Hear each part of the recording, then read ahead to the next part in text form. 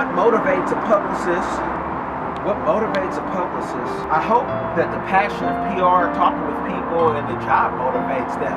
No client has ever had to call me and say, get up, we got an interview to do. No, I'm calling clients. Your publicist is supposed to be your motivational person, your inspiration, your teacher, he's really, or she is supposed to be walking you down this line because probably they've been there before you.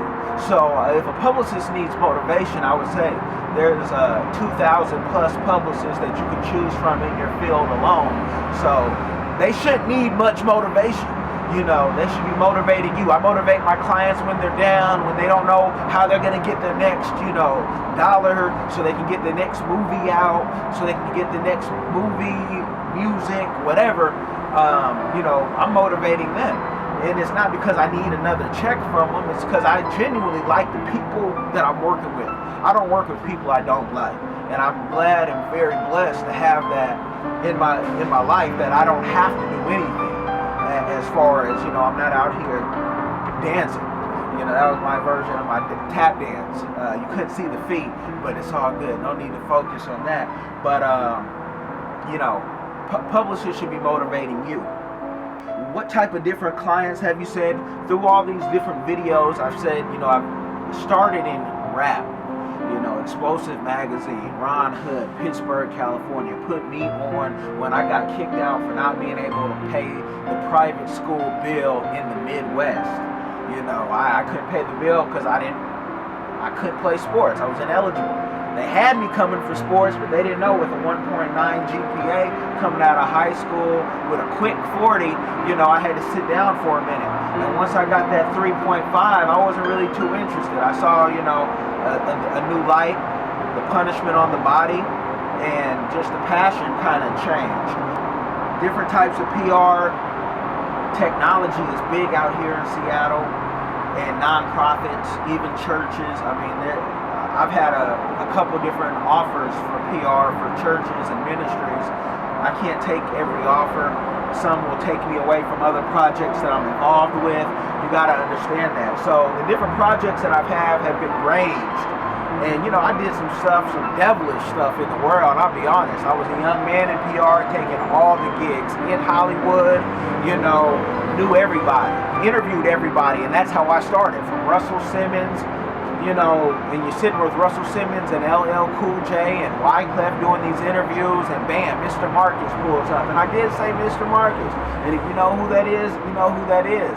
But, I was out there taking all jobs, all gigs, blacklist me, dislike the video if you like. I'll probably disable the comments because I don't really care. This is who I am I've evolved. And so I don't have to do those jobs anymore. And I've had some people in my life show me, you were made more than that. This is a gift. You're actually great at what you do. So I don't have to go down to a level where I'm just, with the bottom feeders. I'm out here, we're doing this for a different purpose, a different mission. It's bigger than me. And so, all type of jobs that I've had in PR. And it's been fun. And it's a hustle. No matter what school I go to do PR. I spoke about this before, and you don't have to go to school to do PR. It helped me. I wasn't that sharp. I didn't know what PR was until, I got kicked out of school at one private school and then went to Grambling, the Tigers, and going on press junkets and going down to New Orleans, and I've interviewed, all of Cash Money and all of New Orleans, and really seeing how publicists would fly in from New York. They'd have publicists in New Orleans just for them. You don't have to go to school, but it helped me. You need to know how to write. That's where they kick a lot of young people who don't go to school out because they don't have the writing skills. And, press releases are not cheap. I know somebody will say, I can write a press release. I bet you can write a press release, but will it get opened up and will they read it all the way down is the thing. There's a formula, there's a style. It costs to get that press release done, and it's not the cheapest cost either. And so when you have those letters behind me like in anything, if I told you I was a doctor, you would probably say, did you go to medical school? And I say, nah, but check this out. Speaking of that, I was a doctor and I'm gonna operate in my apartment. And I said, look, I got the tools. I got the tools. I can stitch you up. I'm gonna cut you open. I'm gonna stitch you up. You know, we cut off all your clothes, whatnot. We got the tools for it all day. If you don't know what this is, you can Google stitching, whatnot. But we play around sometimes.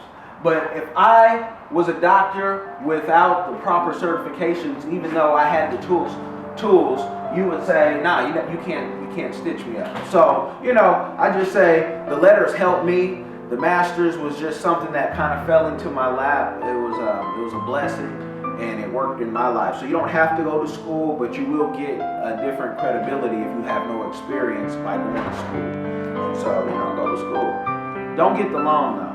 Pay up front. Go to HBCU.